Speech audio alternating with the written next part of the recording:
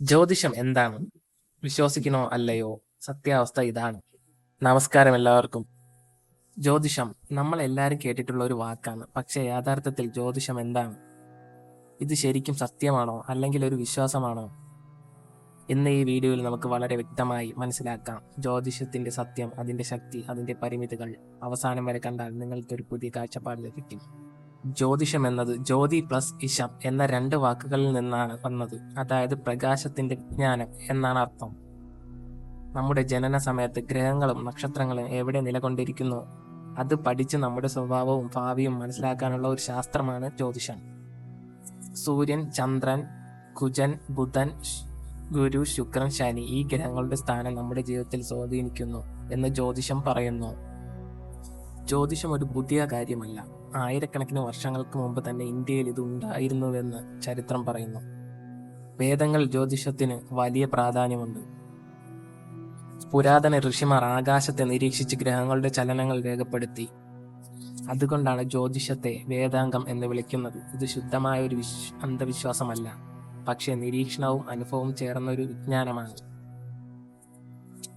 നമ്മുടെ ജ്യോതിഷത്തിൽ 27 നക്ഷത്രങ്ങളുണ്ട്. ഓരോ നക്ഷത്രത്തിനും വ്യത്യസ്ത സ്വഭാവവും പ്രത്യേകതകളും ഉണ്ട്. അതുകൊണ്ട് തന്നെ 12 രാശികളുമുണ്ട്. മേടം, ഇടവം, മിഥുനം ഇങ്ങനെ. നിങ്ങളുടെ ജനന സമയത്തെ ചന്ദ്രന്റെ സ്ഥാനം അനുസരിച്ച് നിങ്ങളുടെ നക്ഷത്രം തീരുമാനിക്കുന്നത്. ഇത് നിങ്ങളുടെ വ്യക്തിത്വത്തിന്റെയും ജീവിതത്തിലെ സംഭവങ്ങളെയും സ്വാധീനിച്ചിരിക്കുന്നു എന്ന് വിശ്വസിക്കുന്നു. ഇതാണ് എല്ലാവർക്കുമുള്ള ഒരു വലിയ ചോദ്യം. ജ്യോതിഷം ശരിക്കും സത്യമാണോ? ജ്യോതിഷം ഭാഗികമായി സത്യമാണ്. ജ്യോതിഷം ഒരു മാർഗനിർദ്ദേശിയാണ്, പക്ഷെ അത് 100% ഉറപ്പ് നൽകുന്നില്ല.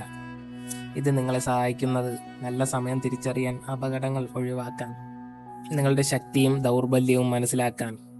പക്ഷേ നിങ്ങളുടെ ജീവിതം നിർണ്ണയിക്കുന്നത് നിങ്ങൾ ചെയ്യുന്ന തീരുമാനങ്ങളാണ്. ജ്യോതിഷത്തെക്കുറിച്ച് പല തെറ്റിദ്ധാരണകളുമുണ്ട്. ജ്യോതിഷം എല്ലാം പറഞ്ഞു തരും, ഭാവി പൂർണ്ണമായി മാറ്റാൻ കഴിയും. ഇത് അന്ധവിശ്വാസമാണ്. സത്യം എന്താണെന്ന് വെച്ചാൽ ഇതൊരു ഗൈഡ് മാത്രമാണ്. ഇത് നിങ്ങളുടെ പരിശ്രമം അതിലും പ്രധാനമാണ്. ശരിയായ രീതിയിൽ ഉപയോഗിച്ചാൽ സഹായകരമാണ്. ഇതെങ്ങനെ ഉപയോഗിക്കണമെന്ന് വെച്ചാൽ, ജ്യോതിഷം ഉപയോഗിക്കേണ്ടത് ഭയപ്പെടാനല്ല, മറിച്ച് ബുദ്ധിപൂർവ്വം തീരുമാനങ്ങൾ എടുക്കാനാണ്. നല്ല സമയത്ത് ശ്രമിക്കുക, മോശം സമയത്ത് ശ്രദ്ധിക്കുക, ആത്മവിശ്വാസം കൈവിടരുത്. ഇപ്പോൾ നിങ്ങൾക്ക് ജ്യോതിഷത്തെക്കുറിച്ച് കൂടുതൽ വ്യക്തത ലഭിക്കുമെന്ന് വിശ്വസിച്ചിരിക്കുന്നു. നിങ്ങളുടെ അഭിപ്രായം എന്താണ്? കമന്റ് ചെയ്യൂ. ഇത്തരത്തിലുള്ള കൂടുതൽ വീഡിയോകൾക്കായി ചാനൽ സബ്സ്ക്രൈബ് ചെയ്യാൻ മറക്കരുതേ.